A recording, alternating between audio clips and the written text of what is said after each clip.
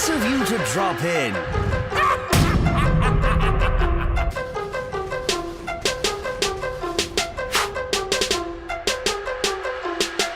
Hello people, I'm the Comic Book Gamer, and today I'm going to be reviewing Batman vs. Robin. So yeah, no spoilers, you don't have to worry about that. This is a spoiler-free review. I will not be spoiling anything for you guys.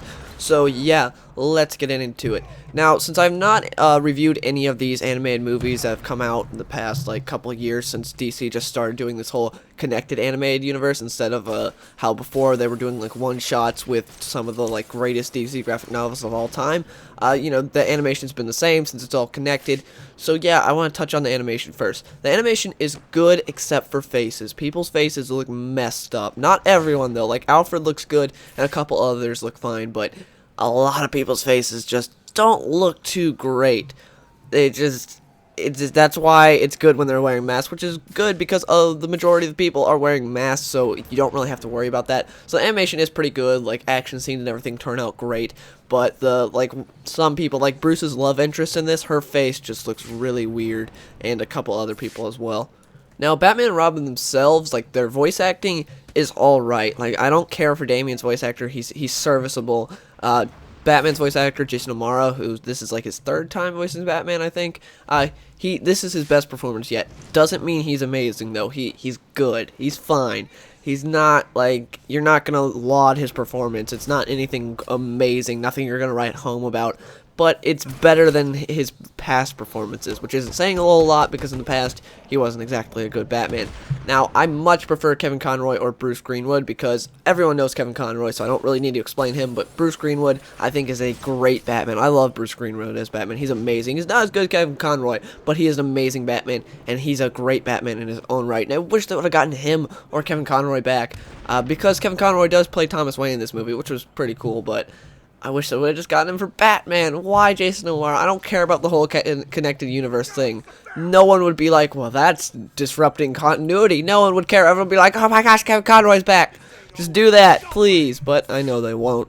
Batman and Robin do have good chemistry. In the beginning, Batman is a little sarcastic to Damian, which, you know, is very out of character for Batman, but it was pretty cool to see. And also, there's a nice father-son moment in there, and I like seeing that. But then they just throw that all away, because literally the beginning of the movie, maybe, I don't know, first 20 minutes or so, is Batman and Robin establishing how they're sort of at odds a bit, because Damian keeps sneaking out because he wants to do his own thing, and he's just, you know, he's got to be on his own. He was trained by the League of Assassins. He doesn't need Batman. He should be able to do whatever he wants. And then the whole justice, not vengeance, you know, we don't need to be killing people, even though I was trained to kill.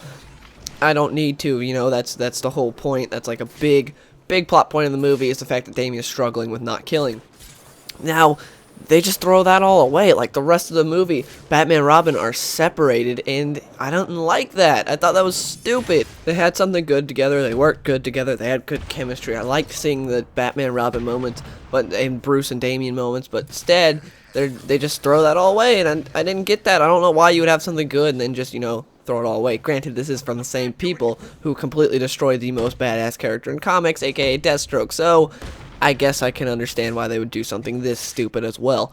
Now, the fight scenes in this movie are pretty cool. Batman vs. Talons is awesome. The problem with that, though, is the fact that it's 3 Talons that Batman's fighting, and he is just they're proving a challenge. But the problem is, before it was 1 Talon, and Batman had a hard time with him. Now it's 3. Now later on, it was Batman was taking on a bunch of Talons. But in the beginning, it was 1 Talon, and he was giving Batman a very hard time. Now it's 3, and Batman's taking them all on, and they're all on par, because there's 3 versus 1. And I just thought that was stupid, because it was so cool, and the fact that you knew there were a ton of Talons, and just 1 could keep up with Batman and prove to be a big challenge to Batman. But no, now it's just well, Batman can take on 3, you know, these guys are just Power Ranger putties. They're not that big of a deal, so I didn't really care for that. Also, Batman does come to the conclusion of that these guys can heal from anything a little too quickly for my taste. This one guy, heals from his arm being broken, the other guy comes up and he looks a bit like a zombie, so Batman's okay, I'm just gonna blow these guys up and snap their necks. It's what if they're not Maybe he did some detective vision thing. I don't know. That's the problem. They didn't let me know that. They could have at least let me know that Batman, like, analyzed them. They could have given us a first-person view of Batman going, like, detective mode, saying, like, oh, these guys are undead. That would have worked out better. Because even though this guy, like, takes off his mask and this other guy heals from a broken arm, it's like, that doesn't give you all the proof you need to know that these guys can heal from anything. Maybe these guys are a bunch of weirdos. You know how many guys Batman faces that wear these weird costumes that claim to be something they're not? What if these guys are something like that? Like, what if he could just heal from that broken arm? What if the other guy was just wearing some weird zombie makeup? Instead, Batman just starts snapping necks, stabbing people, blowing guys up.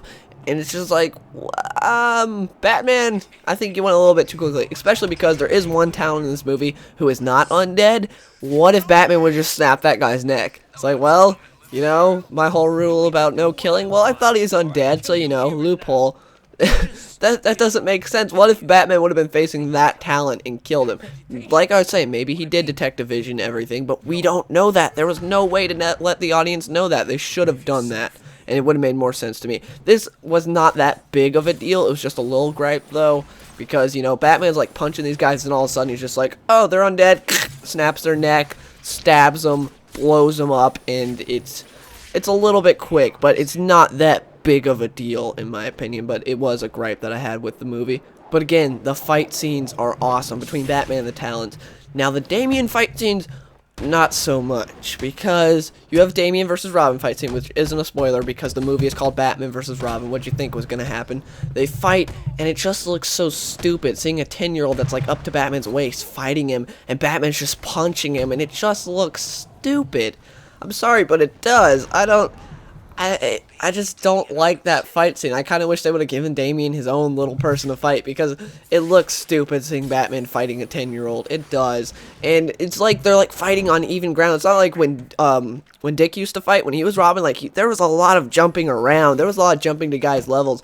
Instead, Damian just keeps his feet planted, and he's like fighting them, and it looks stupid. It's like you guys are not equal fighters. Obviously, we get the feeling that Batman is not going all out against his son, but still, it looks stupid because he's just punching his son in the face. And yes, Nightwing is in this movie, just like every other Batman movie. They like to tease you with what you really want. It's like, hey, Nightwing's here, but we're not going to give him his own movie. Instead, we'll give Damian 2 movies that are focused around him, instead of giving Nightwing his own movie, which I just think is retarded.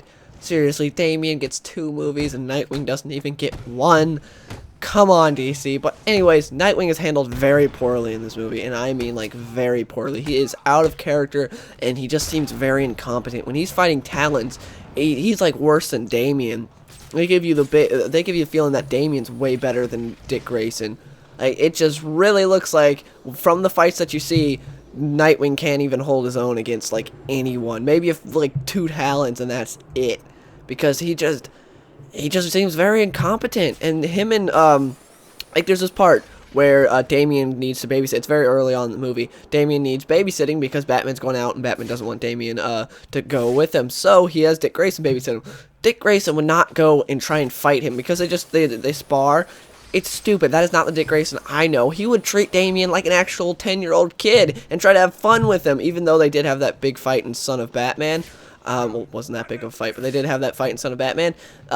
He would have tried to hang out with Damian and not fight him. That's stupid. That's very out of character for Dick Grayson. Dick Grayson would be like, hey, I'm going to babysit Damian. You know what the first thing I'm going to do? I'm going to fight him, because he knows how it is to be Bruce Wayne's protege. He knows how hard that is and how that whole process goes, and that sometimes you just need to, you know, have fun. Because, you know, with Bruce, you generally don't do that. He would have, like, played video games with him, watched a movie with him, played basketball with him, who knows what. He would have done something like that. He wouldn't have tried to spar him in the Batcave. It was stupid, and again, that fight looked stupid because you have Damian who goes up to, like, Dick Grayson's waist fighting him, and it just looks stupid. It really does. I just could not take it seriously at all. It looks stupid. For instance, Tim Drake in Batman the Animated Series, he was small. He was like up to people's waist, but he wasn't like planting his feet, like going 1v1ing these guys. He was jumping all around, and he was doing things because he did not have the advantage. In this, it looks like Damian's equal to people when he's just sitting there with his feet planted, just going straight up against them. It looks stupid. It does. But Tim Drake is a great example from Batman the Animated Series, because he was a little guy, but it still looked cool when he was fighting people. In this, it doesn't really look cool when Damian's fighting people. It just looks stupid.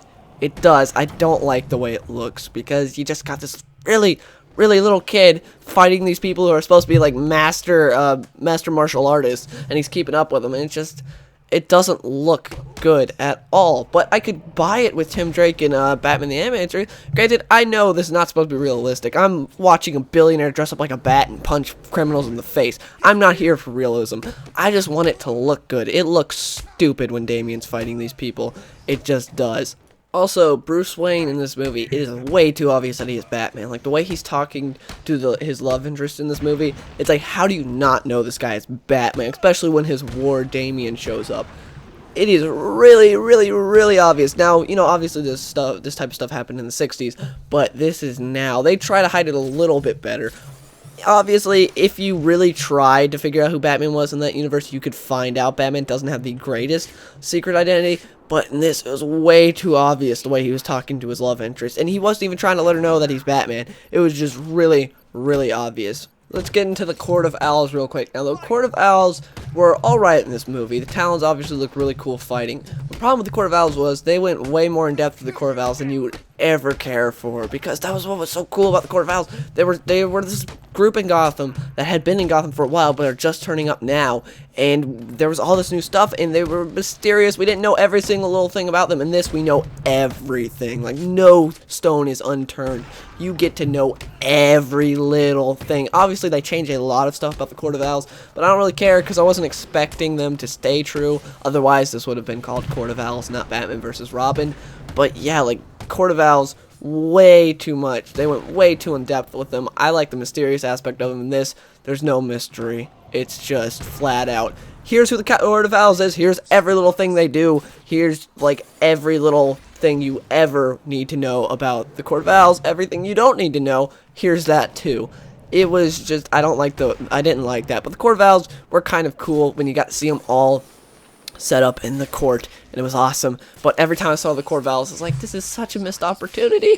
This is such a missed opportunity. I was very disappointed with that, because if we had a Court of Owls movie, it would have been amazing. They could have made it a two-parter, first part being Court of Owls, second part being City of Owls, and it would have been amazing, and I would love that movie. But instead, we got this. So, final verdict, I would give this movie a 6.5. It's much better than Son of Batman. It is not an atrocity like that movie was, but it's still not great. It's alright. It's fun to watch the action scenes that Damian is not a part of, because the ones that Damian is a part of, it just looks stupid. But the ones where Batman's fighting talents and stuff, that looks really cool. Nightwing is very incompetent, but there is some stuff where it's like, oh, cool, Nightwing's fighting, and then he just gets taken down, and it's stupid. But yeah, this movie, again, 6.5, so just take from that what you will. Please let me know in the comments below if you guys have seen this movie, what do you think of it, and if you enjoyed this video, please give it a like.